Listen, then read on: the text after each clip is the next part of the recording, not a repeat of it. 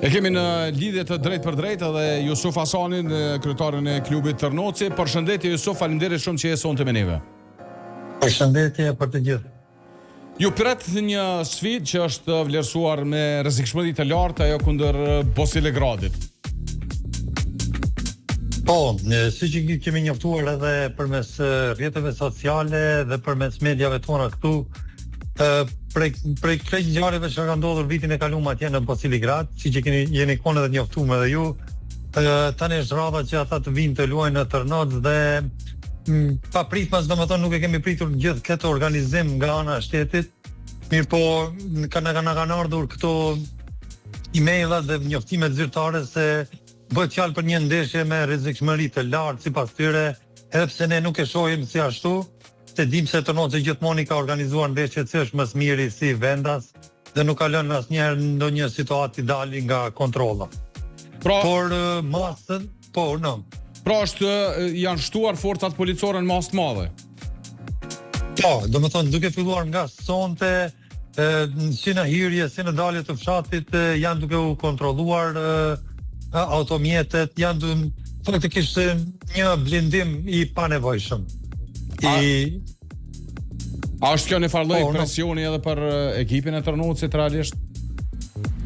Jo, ne jemi mësuar me këtë lloj presione, por me këtë lloj situatë jemi pothuajse për herë të parë, domethënë, sepse po të shohësh se sa e kanë kërkuar rreth organizimit, thuaj se të bëhet fjalë për një ndeshje në Ligën e Kampionëve, domethënë, duke filluar prej pastrimit të tribunave, kontrollimit të një ditë pas ditëve, që 3 ditë duke kontrolluar stadioni, ditën e ndeshjes do të ketë edhe blokada të rrugëve, dhe faktikisht me këtë nuk kemi mësuar deri më sot.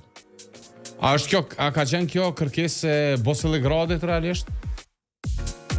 Nuk e kemi atë informacion, neve informacioni na ka ardhur dhe stacionit policor në Bujanoc, ka ardhur direkt nga Federata e Serbisë, si ndeshje me rrezikshmëri të lartë, duke pasur parasysh se gjithë ajo situatë që ndodhi në Bosilegrad, nëse ju kujtohet, për të mos ardhur edhe në ndonjë incident këtu në Tërnoc, edhe pse ne po theksoj edhe shumë herë, domethënë ne në shumë ndeshje kemi kaluar këto lloj situata si mysafir, por asnjëherë nuk kemi përgjigjur në atë mënyrë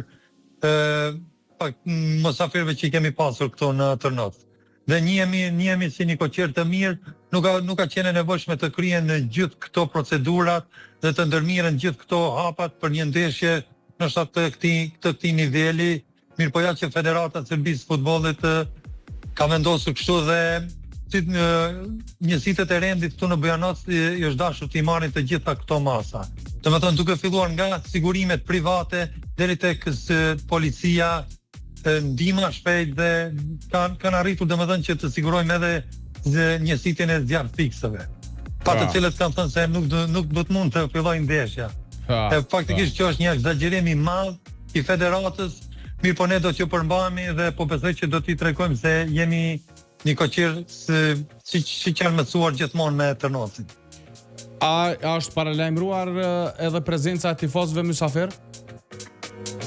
Deri sot kam kërkuar nga njësitë e rendit të kemi informacion se a do të kemi edhe tifozë mysafir, por nuk kemi marrë ndonjë përgjigje, por nuk besoj se do të lejohen. Për shkak të hapësirës që gjendet stadiumi, një pjesë e stadiumit është tërësisht e hapur dhe i kam njoftuar se nuk do të mund të kemi siguri të plot për mysafirët. Kështu që ja kam lënë.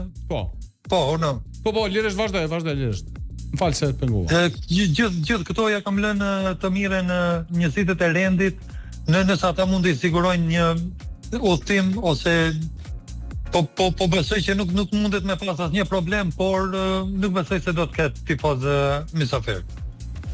Sa është e vështirë Jusuf për një ekip shqiptar me operu në kësi ambienti? Po shikoni, këtu ne gjithmonë luajmë në një presion. Duke parë se jemi si ekip shqiptar, gjithmonë është presioni në vete. Por kur shohën edhe këto, domethënë paksa te i kalohet edhe futbolli. Tani nuk e di sa mundet me qenë kjo edhe çështje politike, po sigurisht se mo në një fëmijë ta pyesim, do të thotë se këtu po bëhet edhe një lloj politike, domethënë. Nuk është dashur të marrën gjithë këto masat për një ndeshje kaq të thjeshtë.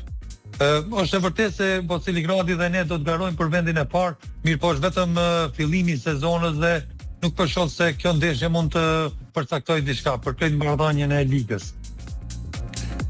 Si qëndroni financiarisht, si i siguroni financat, si e siguroni që klubit vazhdoj garat në ligën aty ku jeni?